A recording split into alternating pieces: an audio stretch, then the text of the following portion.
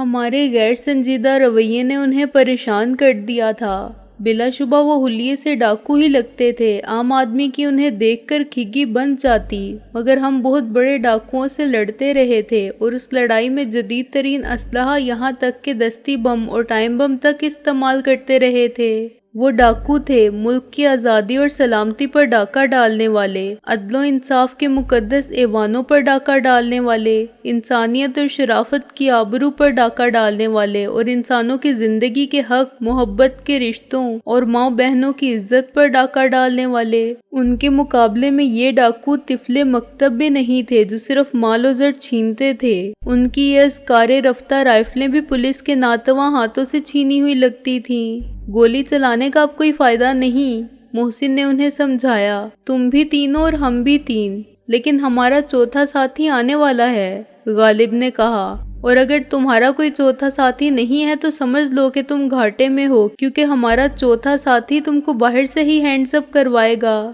میں نے کہا، تم تینوں اس کے نشانے کی زد میں رہو گے، مگر وہ خود تمہارے سامنے نہیں ہوگا کہ تم اسے نشانہ بنا سکو۔ محسن نے کہا، اس لیے بہتر ہوگا کہ تم یہ رائفلیں رکھ دو اور آرام سے بیٹھ کر بتاؤ کہ تم لوگ کون ہو اور کیا چاہتے ہو۔ غالب نے کہا، یہاں کیوں آئے ہو اور زندہ واپس جانا کیوں نہیں چاہتے؟ میں نے کہا۔ ڈاکوؤں کا حوصلہ جواب دے گیا۔ ہمارے پرسکون انداز اور اعتماد نے ان کے جارحانہ عزائم کو پہلے ہی شکست دے دی تھی۔ جب ہم نے مسلسل بولنا شروع کیا اور ان کو جواب کی مہلت دیے بغیر قوالوں کی طرح یکے بعد دیگرے بول سے بول ملانے لگے تو ان کو اندازہ ہوا کہ وہ کسی مشکل میں پڑ گئے ہیں اور مقابلہ عام لوگوں سے نہیں ہے۔ پنجابی فلموں نے تو پبلک کے دل میں ڈاکوؤں کی دہشت بٹھانے میں کوئی کسر نہیں چھوڑی تھی، اور ہم شریف آدمی ہوتے تو اخلاقاً ہی اصلی ڈاکو دیکھ کر تھر تھر کانپنے لگتے یا بے ہوش ہو جاتے، مگر ہمارا رد عمل الٹا ہوا تھا کہ ہم نے زیادہ بے خوفی سے زیادہ مہلک ہتھیار نکال لیے تھے، تاہم انہیں بھی اپنے ڈاکو ہونے کی لاج رکھنا تھی۔ ہم ان کھلونوں سے نہیں ڈرتے، ان میں سے ایک نے گرج کر کہا، لیکن یہ گرج بھی انہی بادلوں کی لگتی تھی جو برستے نہیں۔ اوئے موت ساڑے لئی کھیڑے، دوسرے نے بالکل فلمی ولن کی طرح دھاڑ کر کہا، مگر یہ دھاڑ بھی چڑیا گھر کے شیر کی دھاڑ تھی جو زکام میں مبتلا ہو۔ ٹھہرو اوئے، پہلے اینا دی بھی سن لئیے، تیسرے نے نسبتاً پرسکون لہجے میں حکم دیا، اور اپنے زیادہ سمجھدار ہونے کا ثبوت دینے کے ساتھ ساتھ اس نے باقی دو جوشیلے ساتھیوں کی آبرو بھی رکھ لی۔ باقی دو نے تھوڑا سا احتجاج کیا، مگر پھر اپنے سردار کے فیصلے کو قبول کرتے ہوئے رائفلیں رکھ کر بیٹھ گئے۔ یہ بہادری، مصلحت اندیشی اور سرداری کا ڈرامہ خاصا کامیاب رہا۔ ہم نے بھی اخلاق اور مروت کا مظاہرہ کرتے ہوئے ریوالور واپس جیب میں ڈال دیے۔ اب بتاؤ تم کون ہو؟ سرداری کا عہدہ سنبھالنے والے نے کہا۔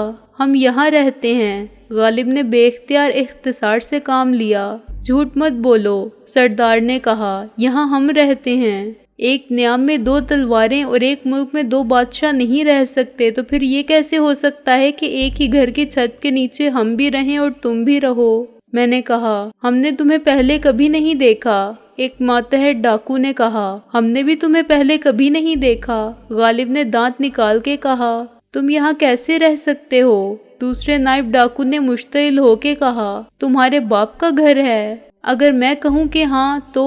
غالب نے کہا، پھر یہ ہمارے بھی باپ کا گھر ہے۔ سردار نے تنگ آ کے کہا، کیا تم تینوں ایک ہی شخص کو باپ مان رہے ہو؟ غالب نے انہیں مزید مشتعل کرنے کے لیے کہا، میرے باپ نے تو ایک ہی شادی کی تھی، لیکن مجھے کیا اگر اس کے تعلقات دوسری عورتوں سے بھی تھے؟ اوے زبان سنبھال کے۔ اس مرتبہ سردار کا خون جوش میں آ گیا۔ حملہ ان کی والدہ کے کردار پر ہو رہا تھا۔ غالب نے زبان سے نکل جانے والی بات کے مفہوم کو بدل دیا تھا۔ سردار کا اٹھنا ہی اس کے لیٹنے کا سبب بنا۔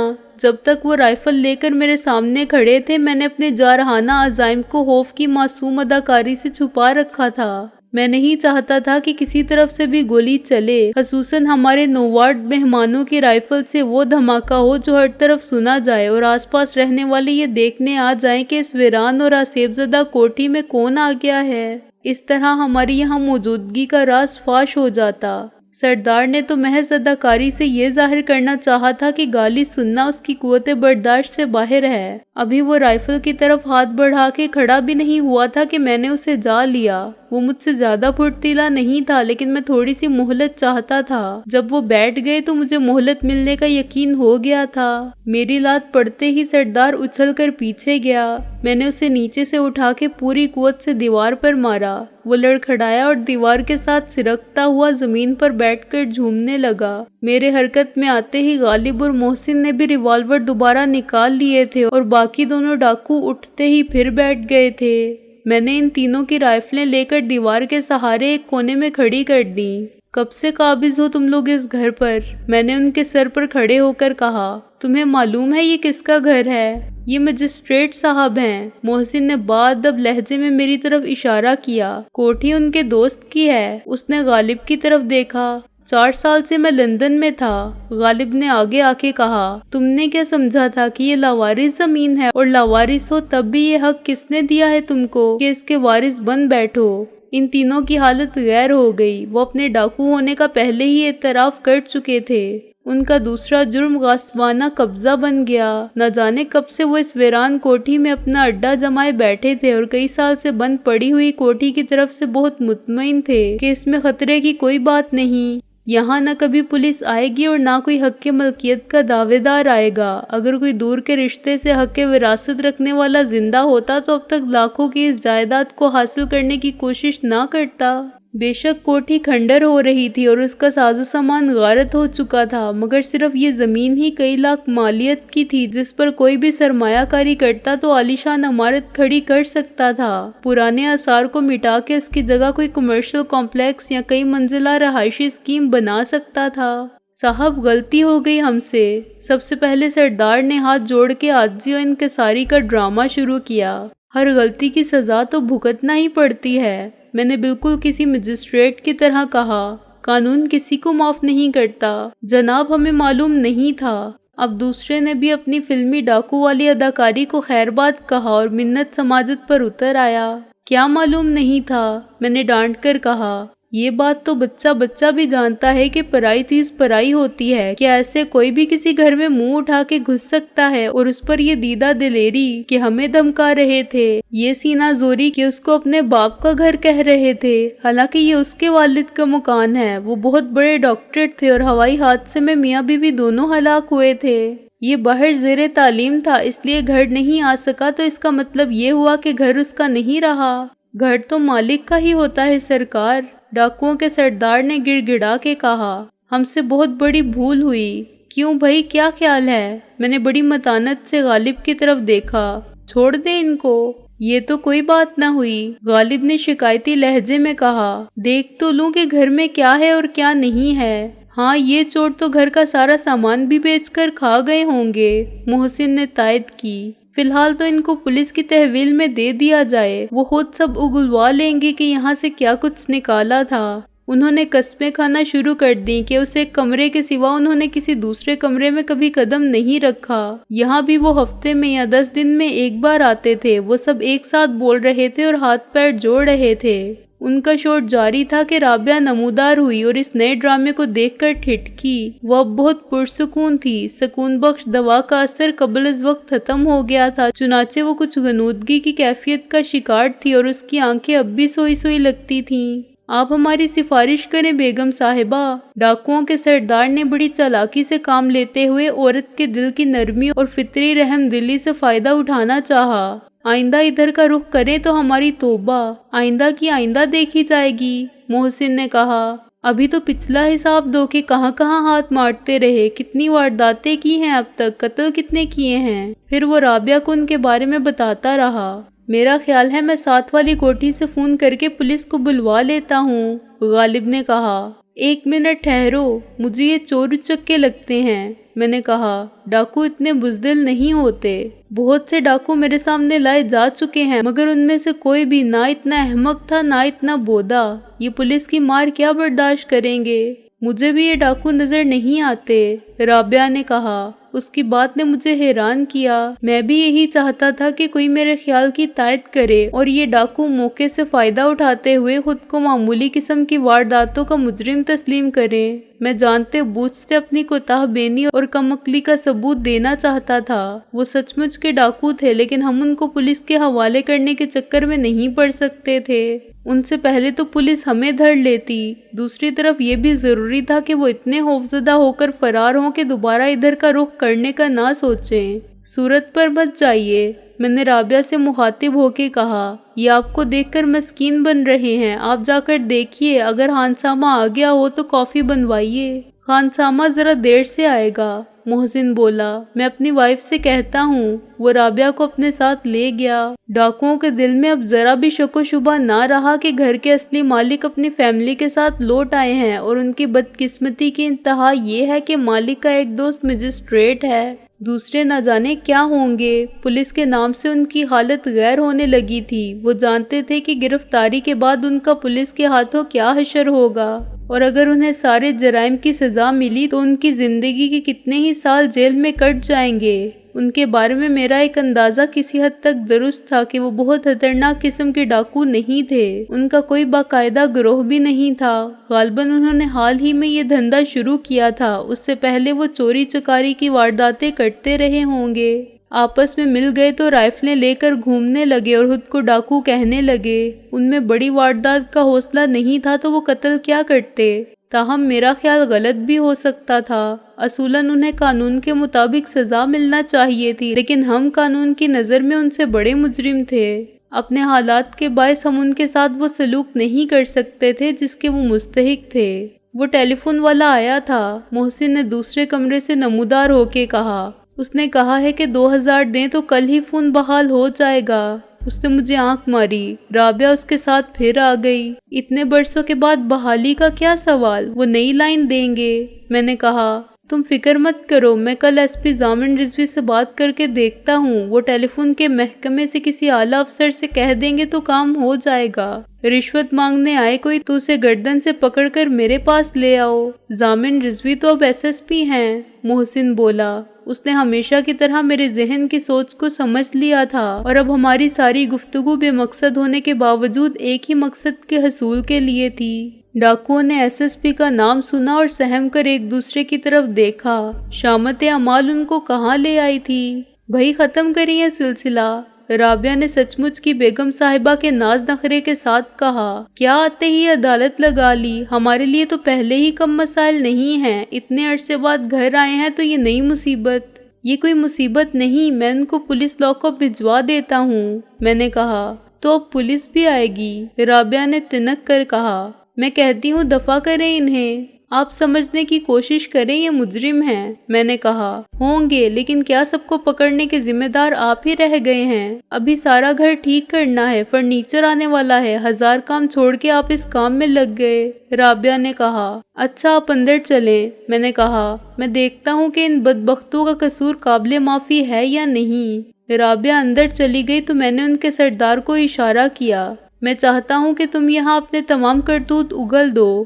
میں نے کہا۔ جو کچھ اب تک کیا ہے سب سچ بتا دو، پھر میں سوچوں گا کہ تم کو شرافت سے زندگی گزارنے اور اپنی اصلاح کا ایک موقع دیا جائے یا نہیں۔ آپ ہمارے مائی باپ ہیں حضور، سردار نے ہاتھ جوڑ کے کہنا شروع کیا۔ بس ایک بار ہمیں معاف کر دیں، ہم قسم کھا لیں گے آپ کے سامنے، آئندہ چوری ڈاکہ سب چھوڑ دیں گے، محنت مزدوری کریں گے اور پھر کبھی برائی کی طرف نہیں آئیں گے۔ ڈاکوؤں کے اس خود ساختہ سردار نے مجھے دنیا کا سب سے احمق مجسٹریٹ مان لیا تھا۔ اسی یقین کے باعث وہ مجھے قائل کرنے کی کوشش کر رہا تھا کہ انہیں راہ راست پر چلنے کا موقع فراہم کیا گیا تو وہ واقعی شرافت کی زندگی اختیار کر لیں گے۔ یہ عملاً ناممکن تھا، وہ جس راستے پر چل رہے تھے اس میں واپسی ممکن ہوتی تو وہ بہت پہلے لوٹ گئے ہوتے۔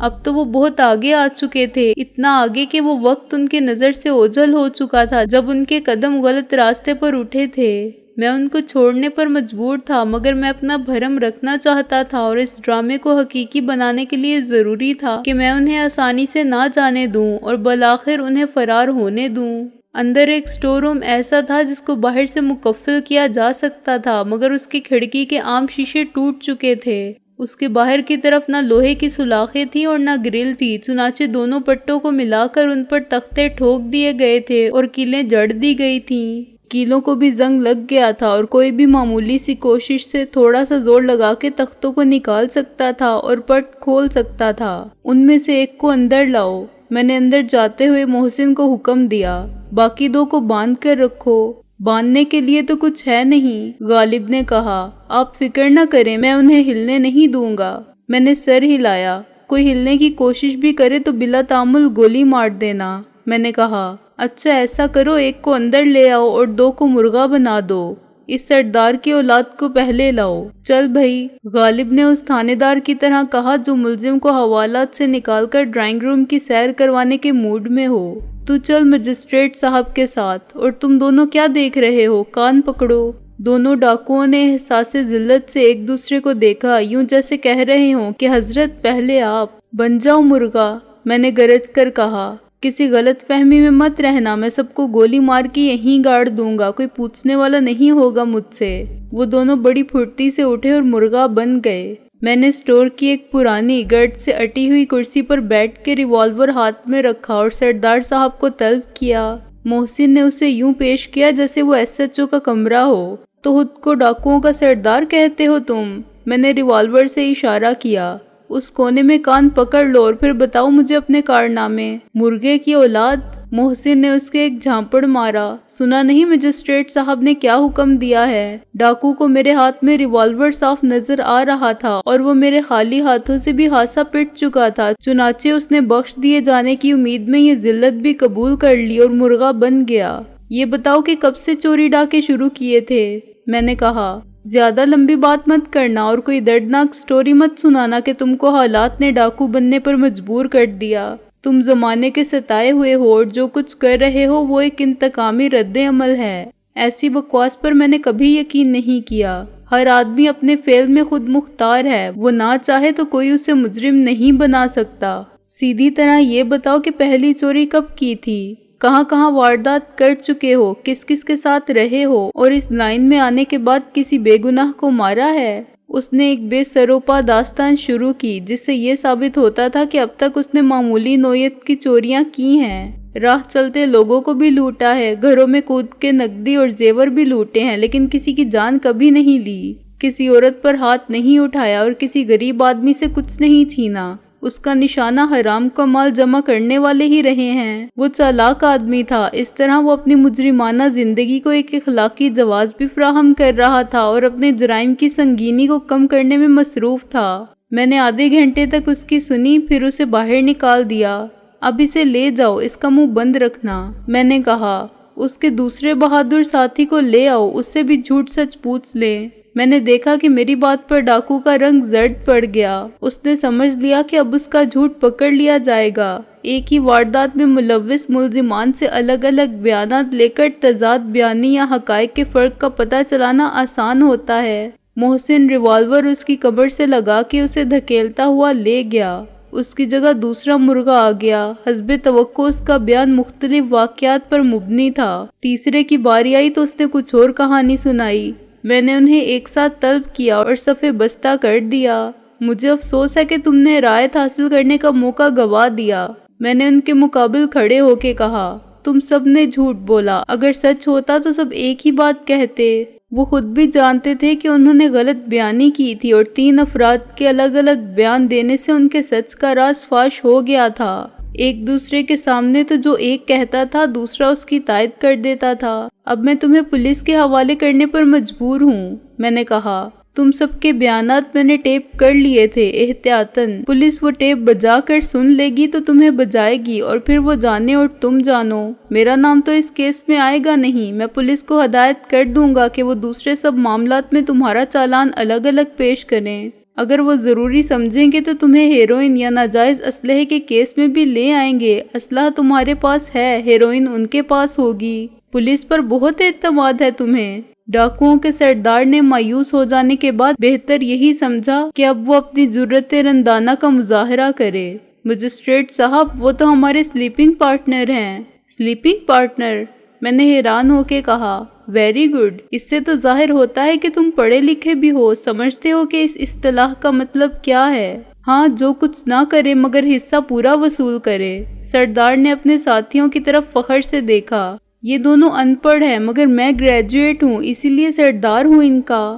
ماشاءاللہ، تعلیم سے خوب فائدہ اٹھایا تم نے۔ میں نے کہا میرا خیال ہے تم ان دونوں سے زیادہ سخت سزا کے مستحق ہو، جس نے زیادہ سمجھ بوجھ رکھنے کے باوجود یہ راہ اختیار کی اور دوسروں کو بھی اس پر چلایا۔ میں پولیس سے تمہارے ساتھ امتیازی سلوک کو کہوں گا۔ میں بتا چکا ہوں کہ وہ ہمارے ہی ساتھی ہیں، سب حصے دار ہیں، ہم ان سے مل بانٹ کر کھائے بغیر کچھ نہیں کرتے۔ وہ بولا تم جو چاہو کہو مگر وہ ہمیں حوالات میں بڑے آرام سے رکھیں گے، ہماری خاطر تواضع مہمانوں کی طرح کریں گے اور ہماری ضمانت بھی کرائیں گے۔ ضمانت کے لیے تم کو میرے ہی سامنے لایا جائے گا نا؟ میں نے کہا میں دیکھوں گا کہ تمہارا ضامن کون بنتا ہے، خود ضامن کو ایک ضامن کی ضرورت پڑ جائے گی۔ تم بھول رہے ہو کہ میں عام آدمی نہیں ہوں، ایک مجسٹریٹ ہوں۔ اگر میں تفتیش سے مطمئن نہ ہوا تو تھانے کے پورے غلے کا ٹرانسفر کروا دوں گا۔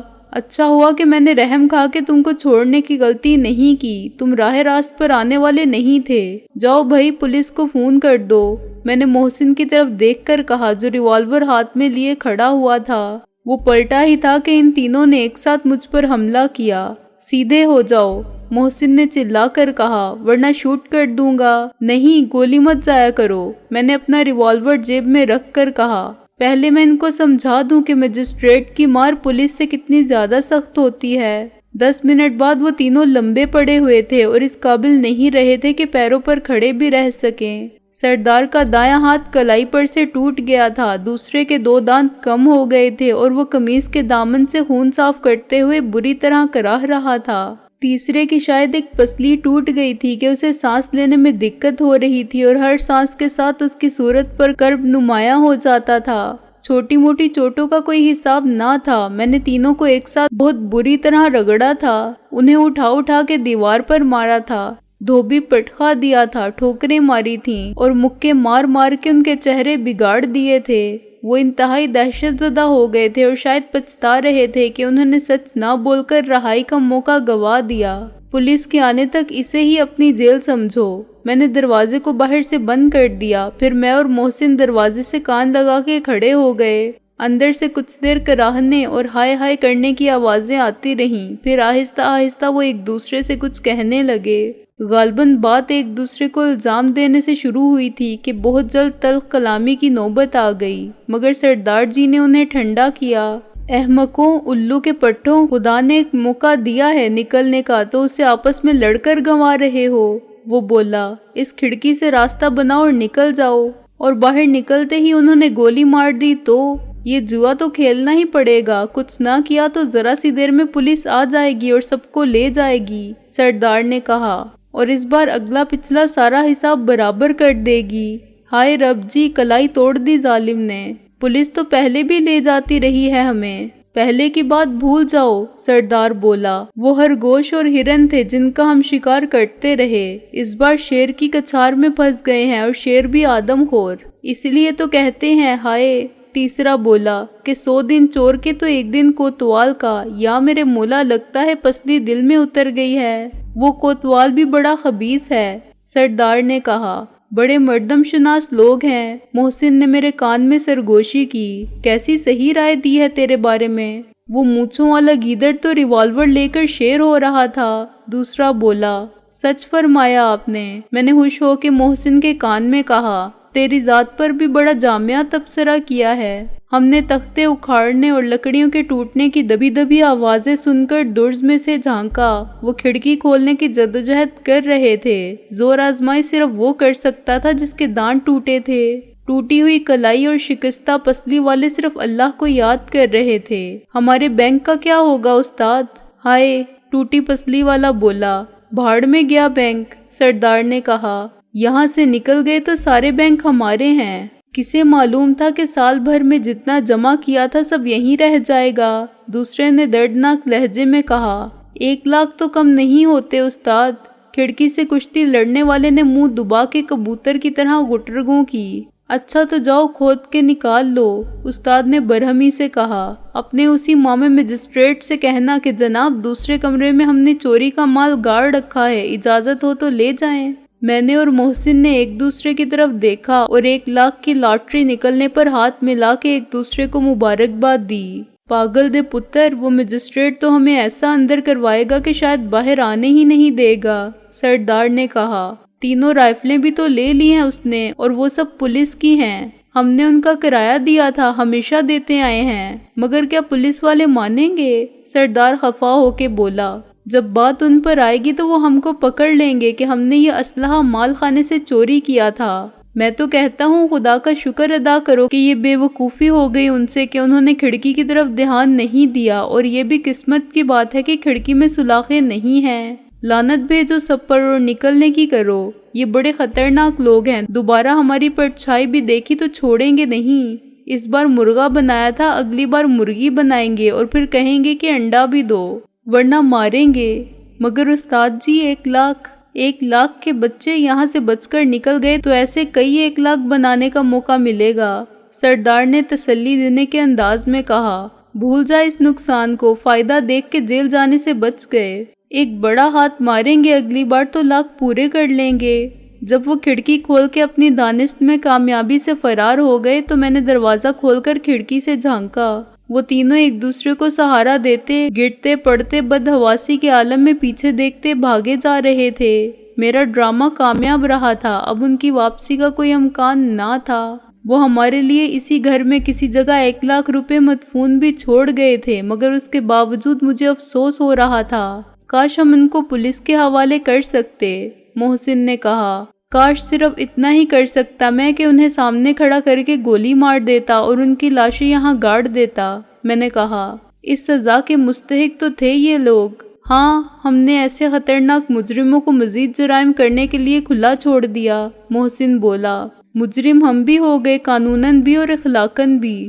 یہ آئندہ جو کچھ کریں گے اس کا گناہ ہمارے سر بھی آئے گا، میں نے کہا۔ یہ ہماری خود غرضی تھی یا مجبوری کہ ہم نے انہیں نکل جانے دیا، یہ جانتے ہوئے کہ وہ آئندہ بھی چوریاں کریں گے اور ڈاکے ڈالیں گے؟ ان کی اصلاح کی کوئی صورت نہیں تھی، بس اتنا احساس پشیمانی بہت ہے۔ غالب نے آ کے میرے کندھے پر تھپکی دی۔ خدا تو جانتا ہے نیتوں کا حال، ہم مجبور تھے تو یہ ہمارے ذاتی مفاد کی مجبوری نہیں تھی، ہم ایک عظیم تر مقصد کو نظر انداز نہیں کر سکتے تھے۔ یہ فرد اور معاشرے کی پرانی بحث ہے کہ کیا اجتماعی فائدے کی خاطر فرد کے حقوق کو قربان کر دینا چاہیے۔ فرد بھی اہم ہے کیونکہ افراد کے ملنے سے ہی معاشرہ وجود میں آتا ہے، مگر بعض اوقات انتخاب میں آزمائش کا مرحلہ آ جاتا ہے۔ ایک ہی وقت میں تم اپنے وقت اور اپنی توانائی کو کہاں کہاں صرف کر سکتے ہو، یہ فلسفہ مجھے مطمئن نہیں کر سکتا، محسن بولا۔ اور میں سمجھتا ہوں کہ آدمی کچھ بھی کرے، اس کے غلط یا صحیح ہونے کا جواز بھی خود پیدا کر لیتا ہے۔